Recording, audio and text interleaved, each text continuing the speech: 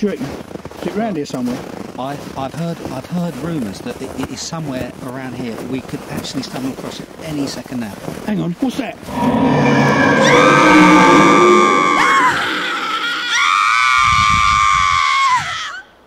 Hang on, over there. Darren? Yeah? Is that it? What? I don't know. So, can you see it? I'm not sure. Hang on.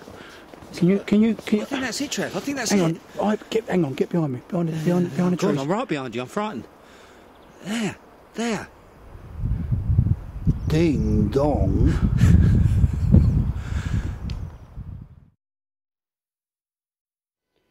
Well, that was a bit of luck we found that one, wasn't it? Yeah, it's bloody right. I mean, these are very rare, Trev. You know. Trying to get hold of one of these is actually quite difficult. Oh, hang on, I've just got to get this on the tripod and... So I'll take the coat off. Cold out there, Trev. Oh, hang on a minute. -7 it was, -8. Sorry, auto on. Sorry. Are we on? Yeah, sorry. Are we on? Hello everyone and welcome to another episode. I was going to say, yet another day, yet another beer here on Beer Sweden's Advent Beer Calendar 2010. God. Thank goodness it's not that. It is still television though that we do. Today we are going to taste a beer. We're a little bit late on this one, Trev. Last episode we were like a month and a half ahead. On this one we're kind of like a month and a half behind because this beer's actually come out a little while ago.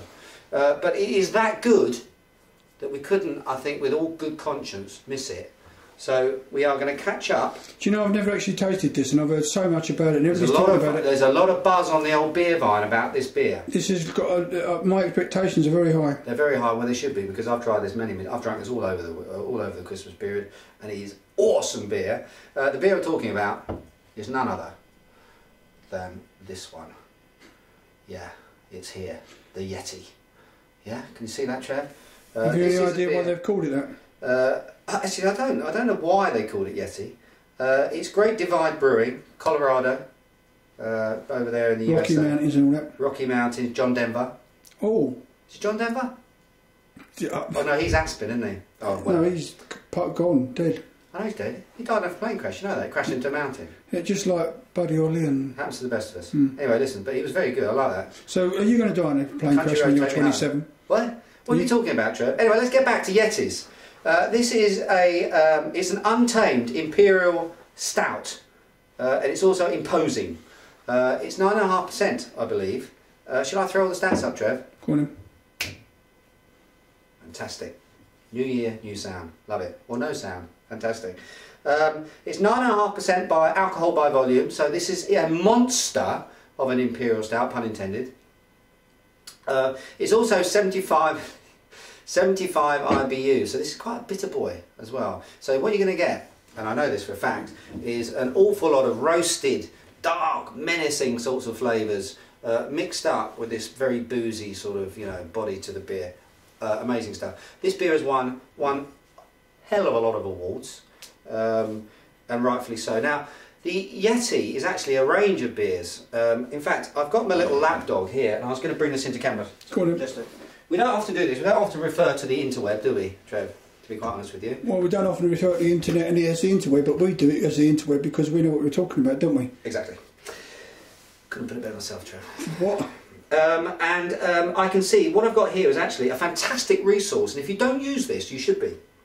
It's called the Systembevakningsagenten, okay, which is the Systembolaget, or it's the sort of monitors the stock levels of all the beers in the Systembolaget, okay, on a daily basis. I'm not quite sure. I think they update on a daily basis here. Is that easily accessible from their homepage? Easily accessible. I'll tell you what we do, Trev. Let's link that up, shall we? If you just click my finger, if you can throw up the website, and you can go in and basically you can type in the beer that you want, and it will show you how many bottles of that are left in the Systembolaget nationally, and it will also show you the trends of the beer. So it will show you how many bottles were sold yesterday, for instance, how many came into the stores as well. It's pretty cool. It's actually really cool stuff and very, very useful if you're like me, a little bit of a scooper. You know, you want to actually hunt out some of these beers.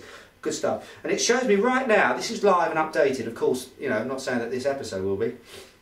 But anyway, let's say this broadcast week. live. Hang on a minute. I know it's broadcast live, but anyway, let's just say that this week there are approximately 2,224 bottles of Yeti left in the country. Okay, so lots have flown out, but there's still some left, and I recommend to you now that you should actually try and hunt one of these Yetis down. Good stuff. The Yeti itself... Sorry, is it limited in any way? Like outside of... In America, it's not limited, is it? No, I mean, Yeti is actually one of the real sort of... It's the icon, I suppose the icon beer of Great Divide.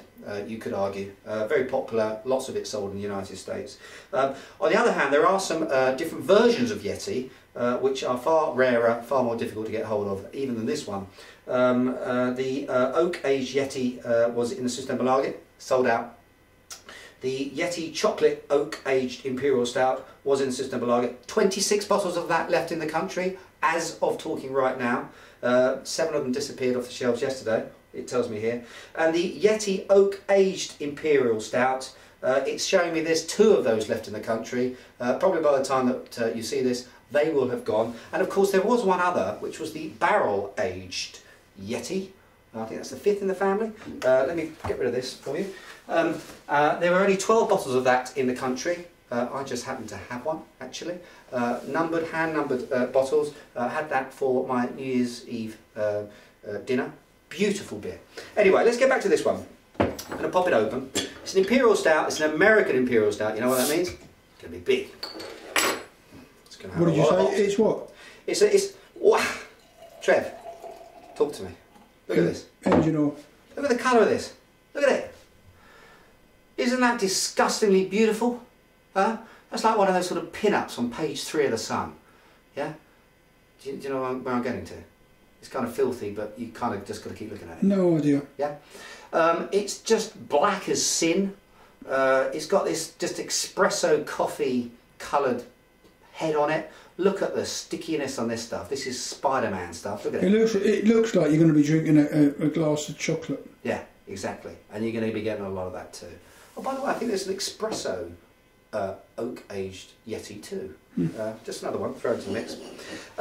Now, in terms of the look, I mean, stunning. It's a Yeti, Trev.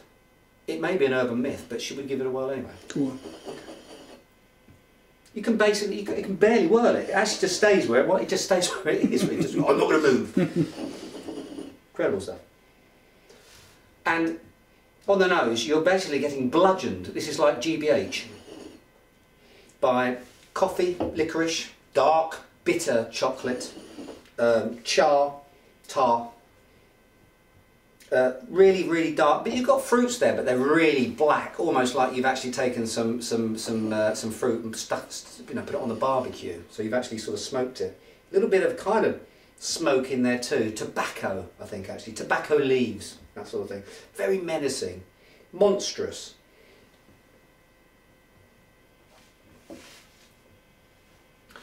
And actually that smoke and that kind of charcoal flavour really does come through, I think, here on the mouthfeel and in the mouth and on flavours.